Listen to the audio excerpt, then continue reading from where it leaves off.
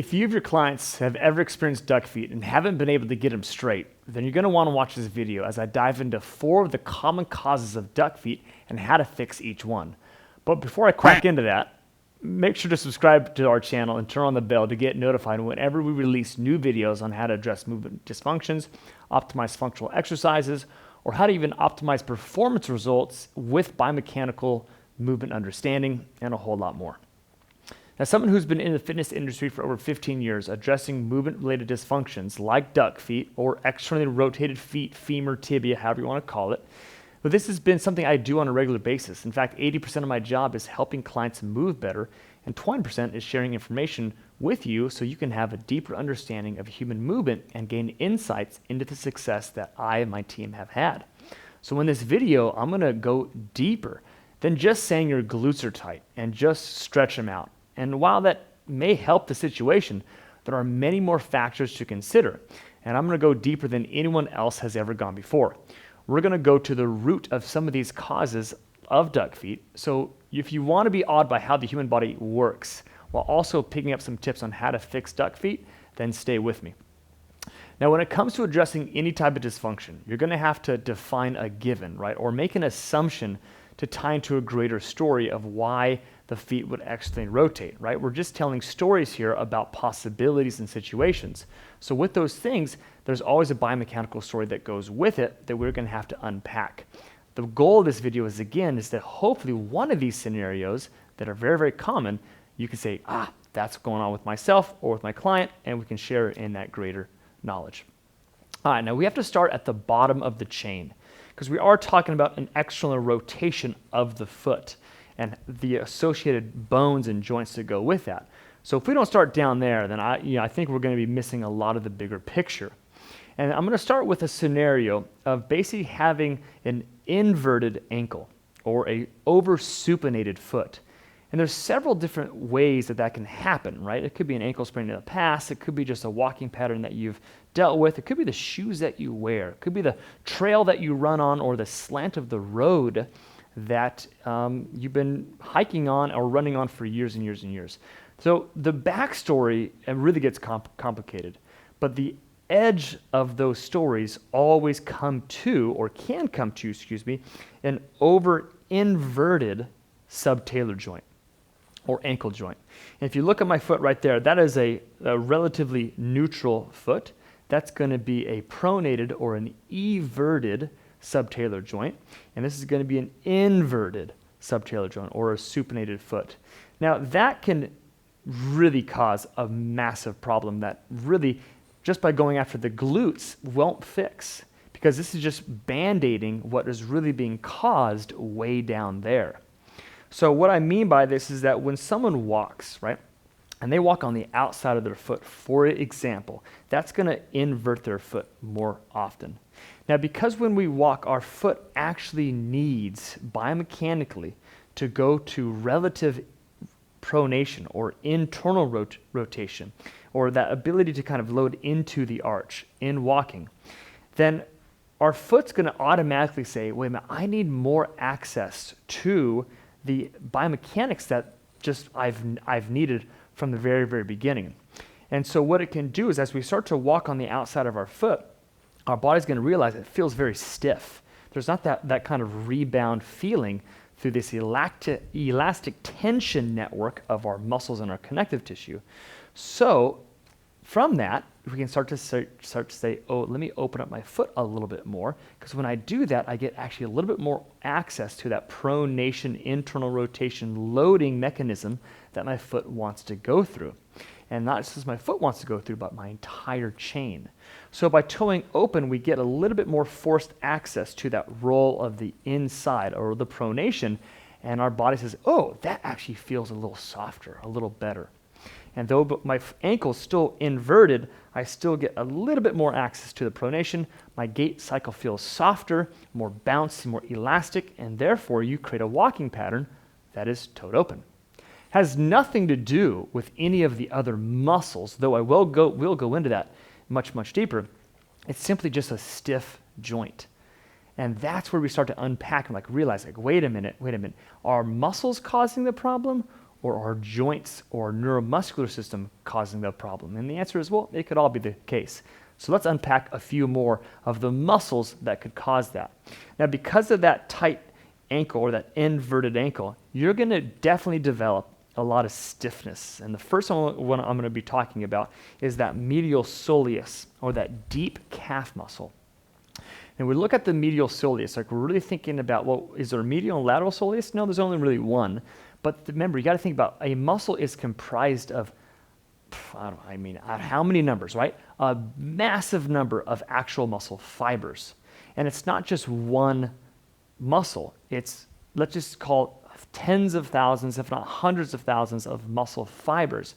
And they all run down the muscle. And think of it like someone's hair in a ponytail, right? There's not just one ponytail, right? It's different strands of hair. So you can have a medial aspect of the soleus be more bound down, be more myofascially constricted. Now, if that is the case, well, if that gets pulled up or it doesn't allow shortening, then you're going to get essentially an inversion of the ankle. And when that happens, that's a big deal because the soleus is one of those muscles that is a massive decelerator of walking, meaning it goes through an eccentric load as I step into the ground. That's a big, big deal because if that medial soleus doesn't have a lengthening cycle or it's too constricted, then it's not going to allow the foot or the ankle to go into a pronated or a heel eversion type of movement pattern. Like, oh, dang it. So what do we do about that? Well, this is the first thing that I always like to do. Make sure that the connective tissue has the ability to even go through lengthening or eccentric loading. So just grab onto a foam tool. Doesn't mean you can't go hire a massage therapist, but honestly, grab onto a foam ball or foam roller or anything along that ladder and put that on that medial soleus and start to just see what do we have there? What's the condition of that connective tissue? And if it's tight, if it's tender, if it barks at you, then it's simply saying, I'm dehydrated, I'm pissed off, I haven't been moving, and I need some love. But it does so in a way that kind of yells at you. Basically, it's yelling at the neglect that it basically has been given. So by going through, putting a little tension on it, and again, finding into that spot. Now, this is a way to do it to make yourself very, very comfortable. You can fully stack your body and put both of the weight of your legs through the ball into the connective tissue. And simply, I always like to do a foam roll kind of setup or massage setup that allows for you to kind of find the spot that is the worst. Stay on it. And honestly, do micro motions. That could be a pump of the ankle. It could just be movement of the feet. But I don't like to roll around on it. It causes too much distraction and too much discomfort where you're not able to fully relax into the connective tissue. So I do like to move a joint or joints further away from it to get some movement patterns, but it's very micro motion patterns. It could be even, I'll move my leg out of the way. It could be even just micro knee motions. So the joint below, joints above and joints below, I like to keep the ball on the same spot of the muscle, of the connective tissue, but do slight motion patterns to allow that tissue to start to open up. Once you feel the connective tissues literally start to ease, where the tension is not so bad in that spot, congratulations. You actually have more freedom now, more elastic potential. Now go to a different spot. Remember, a muscle fiber is the size of a human hair, if not smaller. So you're only going to push on so many of them when you're in that spot. So you got to search out more and more. Now, once you've kind of opened up through that medial calf, the next thing we want to do is help the muscle and the joint create more motion. So what I have is I have a band hooked to this post. This is a 1-inch monster band, and I'm going to put it just at the base of my ankle. Now remember, when we go through dorsiflexion, when we go through pronation of the ankle, we're essentially asking the base of the tibia to essentially create room at the talus bone. And that talus bone is basically the top of your foot or the bottom of your ankle. And what we want to do is we want to create not only a gliding motion, but we want to be able to access essentially pronation or heel eversion, where the heel goes out.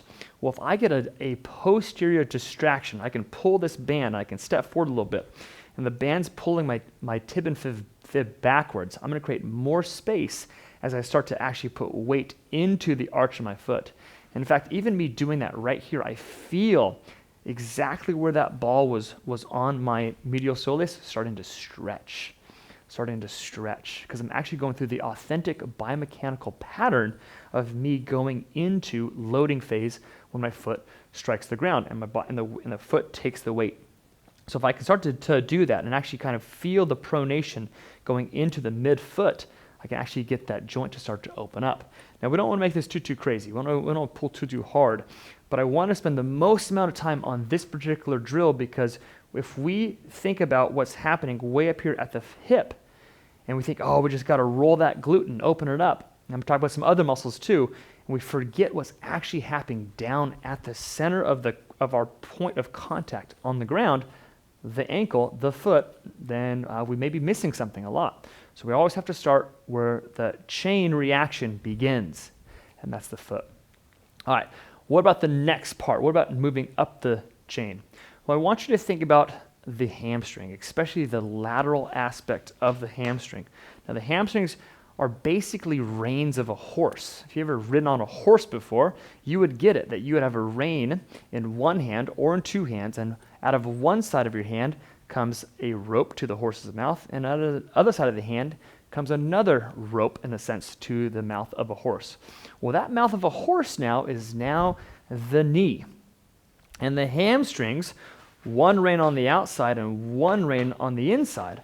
Well, if you take that rein and you pull on the right side, what's that going to do to the horse? What's going to turn the horse to that side that you pulled it from?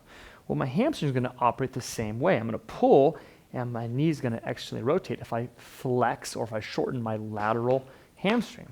Well, I got two on the inside too. So if I pull that inside, what's this going to do to the horse or to the knee? It's going to pull to the inside. So if I have a lateral hamstring that's pretty bound down and pretty tight, and what's that's going to do to it? Well, that's going to essentially want to put an external rotational pattern on my knee. Now, my knee is just a combination of my femur on top and my tib and fib on the bottom side. So that's going to want me to externally rotate out. So as I go through my swing phase and gait, I have this external rotation force constantly there. When my heel hits the ground, it's already going to start to pull me out. And there we go. Boom. And all because of a lateral tight hamstring that could be just because you did a lot of deads. A lot of single leg deads, or double leg deads right here, or single leg kind of bent over rows, and you just, honestly, you just do squats with toe open, so that hamstring is kind of positioned itself to be a little tighter. Or honestly, maybe because you drive a car often and you realize that gas pedal is not perfectly positioned straight. Even though the pedal is, your foot isn't. And it just kind of rests just like that. And you just drive all the time. And hour after hour, you sit down, and that lateral hamstring just loves to be in that shortened position. You get out of the car, and it automatically continues to do what we just described. Now, again, besides me going through every single possibility of why this is happening, which is really unlimited, we're thinking, what are we going to do about it? So again, what I like to do is, again, grab onto a soft tissue tool first and foremost and start to put some pressure on the outside of that hamstring. Now again, where? Knee all the way to hip. Well, you got to kind of find it. You got to search around and see where is the connective tissue saying, no, that doesn't feel very, very, very good. Because a healthy piece of connective tissue, muscle, fascia, tendon in cases, won't have a strong reaction to some pressure. So that's a good kind of tell to figure out where you got to go after it. And besides me sitting here and just showing the whole thing, I want you to follow the same process or the same theory of unlocking muscle tissue that I did for the calf. And that's going to be the same way that we can kind of apply this to all tissue. So what do we do about it though? Well, once we've unlocked it, we want to start to open it up and express it. So if you just have a simple little device like a mope stick or something like that, or even a true stretch behind me here, you can just say, I'm just going to set myself up. Maybe it's on the ground. Maybe it's on a box or a bench or a stool. I'm going to put some sort of support on the outside of me. From that support, I can now internally rotate or rotate my left shoulder, if it's my right hamstring, into it. I'm going to take my foot.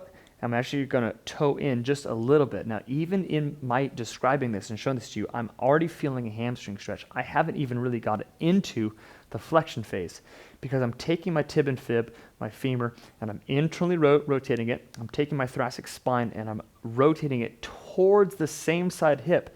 That creates this amazing spiral stretch in the transverse plane if you're following along per plane. And then from there, I add sagittal plane or anterior or flexion of the hip, and I got an amazing stretch. An amazing stretch. And I'm highly focused on just the lateral aspect of that hamstring. Now I can start to pulse it and beginning to pull it apart, just like I did with my calf, but I added another aspect of equipment called stability to give me that focus where I don't have to wobble and make my body fight for the stretch. I'm easily giving it. Now from there, as you start to move through a pattern of walking, there should be this sense of less external rotational force, less tension on the lateral part of the hamstring. So when you stride into it, you can actually feel the spiraling of your body, of the femur, of the knee, of the tib and fib, of the foot, going into that loading relative pronation phase and begin to perform that gait cycle. And honestly, it's a phenomenal way just to easily go after a tight lateral part of the hamstring. Now, as someone who believes in collective IQ, basically I'm saying what I know is limited, but what we all know is much more profound. And I would love to hear what other ways you have maybe found success with addressing duck feet.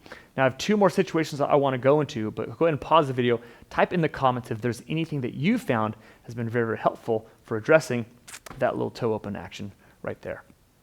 All right, let's go to the next part. Let's talk about maybe potentially tight adductors. Adductors, yes, inside thighs. Inside thighs, those adductors, those 5 or 6 different muscles can be super sneaky muscles that essentially whip out that foot into an externally rotated position. In fact, let me show you on an anatomical figure of what I'm talking about. All right, let's check this out. When we have these inside thigh muscles, right, there's essentially 5 or 6 of them. I'll just kind of highlight a few of them here as they turn just orange. 1, 2, 3, there's one here back here, 4, and there's another one here, 5. So if we start to see like, wait a minute, like how can the inside thigh cause externally rotated feet? Well, let's fade all the other muscles around this particular muscle here. And you see that there's actually massive muscles, and it's just in this kind of orange color that really dive in deep inside the hip. Now they start at the base of the hip and they connect relatively to the femur. Now let's isolate this thing out. Let's realize and see what's going on here. So this is the magnus. This is the biggest adductor that we have.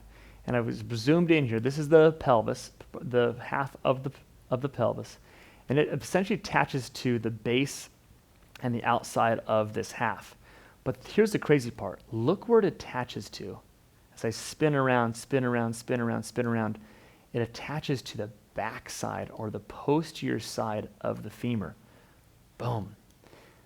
Interesting, right? It doesn't attach to the inside. Yes, it does attach here, but for the most part, most of these adductors attach to the posterior or the back side of the femur. Well, because they attach to the back side of the femur, and they have striations or lines that connect to the medial part of the pelvis, what happens if I would take these fibers and pull on them? Where would this femur go? Yes, the femur would go medial without a question, but that's only in the frontal plane. What would it do in the transverse plane? This, if I grabbed here and took these fibers and pulled them, this would externally rotate the femur. No questions asked on that one. Because it has a posterior attachment, not a medial attachment, if I pull these fibers, yes, it would certainly go through an adduction phase, but it would also go through an external rotation phase as well. Now I'm just showing this to you with this one muscle. There are many more that do this same thing, but they are not all as big and powerful as the adductor magnus. So that's a really powerful statement that I wanted to show you all as we consider how the adductors can be massive external rotators of the femur. So that's pretty crazy to see how those inside thigh muscles, when they get too bound down, they actually perform very powerfully to externally rotate through the femur. So if I'm going to go through a walking pattern, I'm not going to get much hip rotation. In fact, I'm going to want to basically splay out or take my leg and open up as I go through any sort of walking pattern. So what do we do about that? Well, we're going to use the same methodology that we used before. Let's loosen up the fascia. Let's go through a stretching mechanism that promotes the femur going through internal rotation. So I'm going to take this ball. This is one way to do it. You can sort of lay it on the ground and start to explore that inside thigh and start to say, wait a minute, where do I feel that tension being bound down? Now, because there's essentially 5 muscles in there, maybe 6, layered on each other, you're basically going to be hitting relatively all of them all at once. So you really just let your kind of feel guide where you want that ball or that soft tissue to go, because it's going to be anywhere from the knee all the way to inside of the groin. And any one of those basically can affect what I just spoke about. So after you've gone through that soft tissue process, you got to think about, okay, wait a minute, I want to stretch these muscles in a way that is effective as if I'm walking. So simply me just throwing your leg up onto something and just bending laterally, though it will certainly engage these muscles and stretch them out, that's not essentially how they're being addressed, because they are basically, we need to stretch them out how they would be through walking. So what I would recommend doing is to go into a split stance. Again, I like to grab onto anything that gives me some stability. And in that split stance, I want to essentially not have the foot go through external rotation or external rotation. So I'm going to go through a little bit of internal rotation through my feet. Then from there, I can pull them in the most dominant plane that they control, which is the frontal plane. So I'm going to focus on my back leg here as I slide the opposite direction. So now I've engaged in the frontal plane by allowing my hip to go through more abduction, because it lengthens in the frontal plane through abduction. But from there, I'm actually going to start to spin my hips. So as I start to spin my hips, I start to feel that transverse plane control and start to stretch out as my adductors say, ooh, that's where I really need that help. And again, I'm in a good stable point here. I have many points of contact to allow that flexibility to start to move to it. And the most powerful thing about this one is I take my hip and I start to spin into my femur. So I'm actually getting to go to internal rotation at my hip joint. I actually feel the stretch stronger. I feel that stretch go through a stronger pattern. In fact, my inside thighs, if I start to go so far, you realize I actually have run out of flexibility in my inside thigh, and guess what? It starts to externally rotate my foot because I've gone through all the mobility that my inside thigh has already given me. And again, it's another powerful indicator of saying, wow, the inside thighs definitely have a strong sense of creating external rotation through my foot via my femur because of being too tight. And again, I can do the same thing here as I start to basically now pull my femur into more rotation, because I'm going to get some good stretching there and good stretching there. Now, even though this is not the best way to stretch this adductor, if it is way bound down, you may actually feel it in the front leg as well. But just as a little disclaimer, I'll certainly put the leg behind you as you're going to get the greater stretch through that point. Now, as I go to the last muscle here that people really don't think about, most practitioners don't think about this one, because it's a real sneaky one, but it really has, again, a very powerful effect on external rotation of the leg and how it affects and shows up in the foot. And this last one is the hip flexors. Now, you may be saying the hip flexors, like the adductors, that seemed a little crazy, but I can definitely follow along. How does the hip flexors do it? Well, essentially follows the same patterning that I spoke about with the adductors. Because the hip flexors are very powerful muscles, and not just hip flexion, but also in hip rotation, they also have a factor. Now let me show you what I'm talking about. So if you look at the hip flexor, it lives right in this space right here, and there's two of them. So I'm going to show you the big bad one, basically the psoas major. I'm going to fade everything else around it. You can see how it attaches here on the lumbar spine, even all the way up to T12. And it attaches here in the front part of, or it goes across the front part of the pelvis and attaches into the femur. Well, let's isolate that out, and let's see what's going on here. So as you can see, his hip flexor dives in across off the vertebra and into the femur. But again, look where it attaches. Oh, that sneaky thing. It attaches to the posterior and medial aspect of the femur. So, wow, knowing that now, what happens if this gets shortened?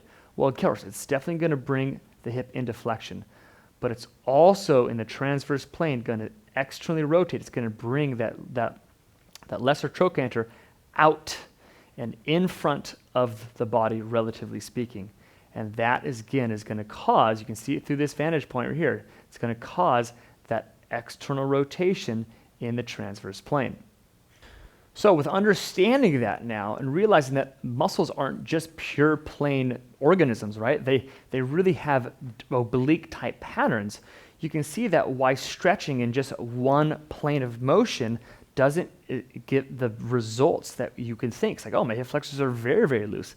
Yeah, they may be, but again, every single muscle fiber in that muscle has a job to do, even though they're relatively kind of combined in certain ways.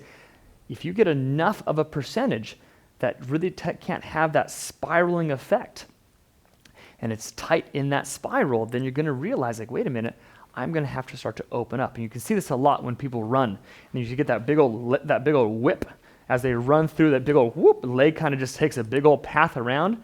It's happening as they're going through flexion.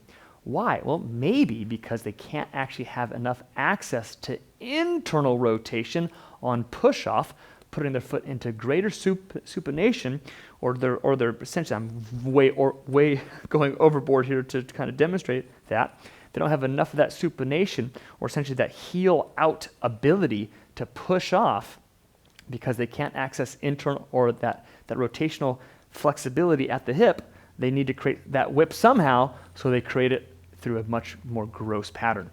So how do you go about that? What can you do about fixing this tight external rotation hip flexor in the transverse plane, causing that external spin? Well, again, soft tissue work is a great way to start. Find yourself a ball, something definitely kind of smaller, and I want you to find the front hip bone. It's that front little spot right here. Now my belly button's here, my front hip's here. I want you to put that ball on the hip bone, and I want you to be that as a landmark. Now I have a different tool here to kind of see what I'm talking about. This front hip bone is right there. I want you to put the ball right there as a landmark. You're not going to foam roll there, but that's where you're going to start. And then as you lay down on the ground, you're going to put the ball and let the ball roll just inside. And it's going to start to hit the belly of the beast. You don't want to necessarily roll down on the hip because there's not too much muscle there. You actually want to go from the front part of the hip bone. We call that the ASIS right there. And we're going to get into that. And from there, oh, you're going to get into some sweet love of that hip flexor. Get my hand out of the way, my arm out of the way, you can see it. And it feels like you're rolling on your stomach. Well, you're certainly rolling on your abdomen, even though your stomach is on the opposite side. But in any case, you're in that zone and you're pushing, and whew, that is some love right there. We want to follow the same patterns that we did before with everything that I've described. And then how do you stretch that out? Well, again, I like to grab onto something that has support. I want to get myself into an upright stance. Toe in. That's the huge piece. Internal rotation of the femur, of the knee, of the tib and fib, supination of the foot lengthens the hip flexor in the transverse plane. Now I go through that sagittal plane drive, that extension through the thoracic spine. Crazy awesome stretch.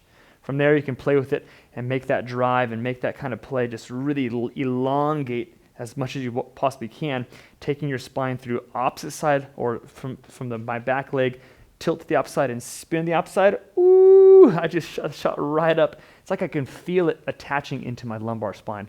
It's a nasty, awesome, great stretch in a positive way. I want you to think about that one as how to fix and allow your body to push through the foot versus whip on the outside of the foot.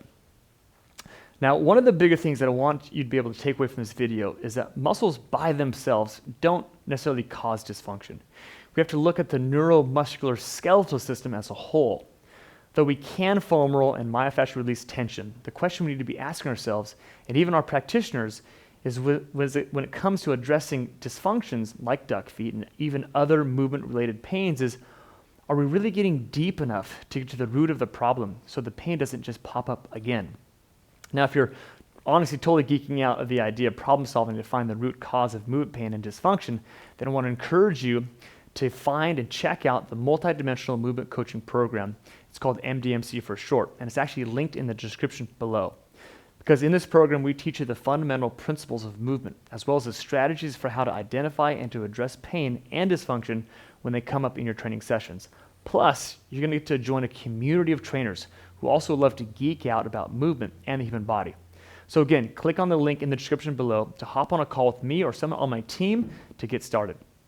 Lastly, if you enjoy this video and want to keep digesting content just like this, hit that like and that subscribe button, and check out the video right over here for the next one. And again, we're going to keep on throwing some stuff at you. See you next time, and cheers.